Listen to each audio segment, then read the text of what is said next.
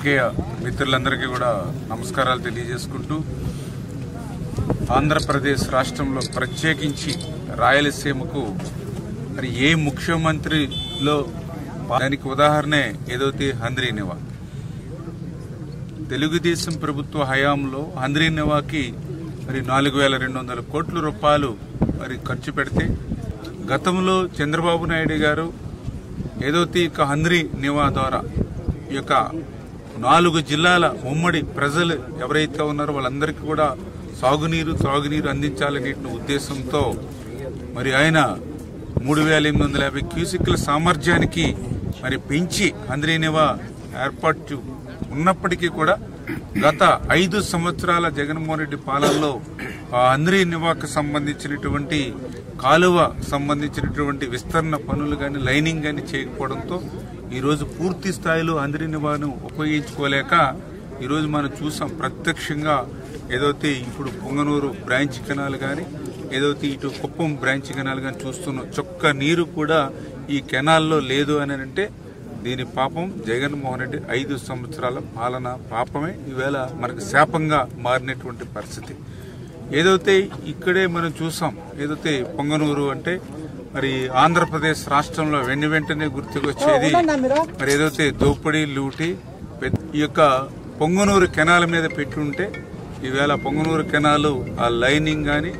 ఆ ఎక్స్టెన్షన్ కానీ ఇవన్నీ కూడా పూర్తయి ఉంటే ఈరోజు పొంగనూరు కెనాల్లో నీరుండేది. మరి ఈ రకంగా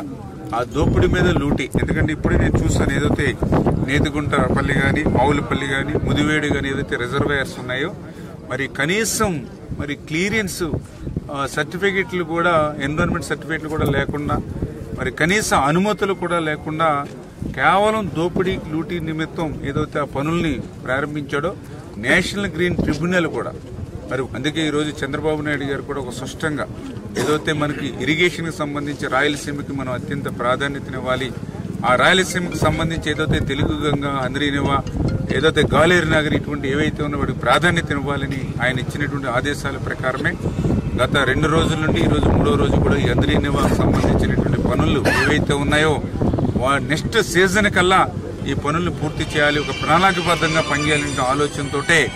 మరి ఉన్నతాధికారులతోటి స్థానిక శాసనసభ్యులు ప్రజాప్రతినిధులతో కలిసి పర్యవేక్షణ చేస్తూ ఉన్నాం. అందులో భాగంగా ఏదైతే ఇప్పుడే మనం చూసాం, ఏదైతే పొంగనూరు బ్రాంచ్ కెనాల్ ఏదైతే ఉందో మరి ఇప్పుడే కూడా రాత్రి నేను చర్లపల్లి రిజర్వాయర్ రాత్రి 11:30కి మేము అక్కడ స్థానిక శాసనసభ్యులు ప్రసాద్ గారితో కలిసి మరి చూస్తే కనీసం ఒక చుక్క నీరు కూడా చర్లపల్లి రిజర్వాయర్కి చేరలేనిటువంటి పరిస్థితి.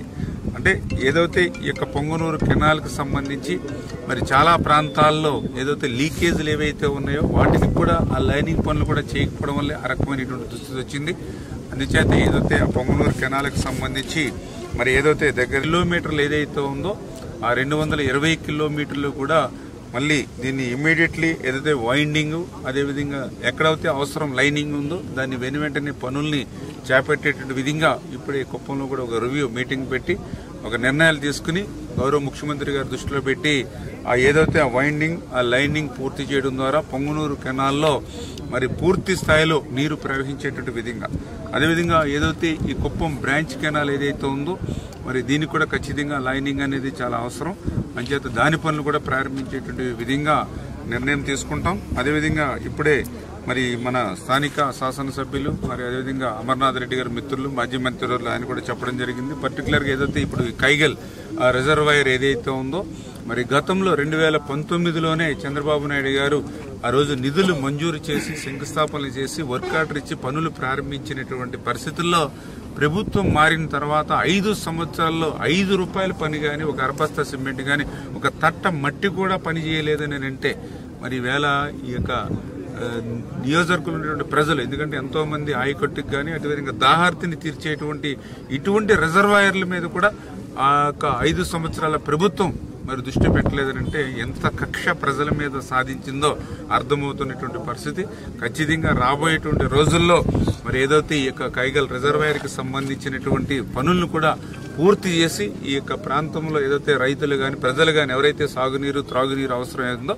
దాన్ని కూడా తీర్చేటువంటి బాధ్యత కూడా మేము తీసుకుంటామని చెప్పి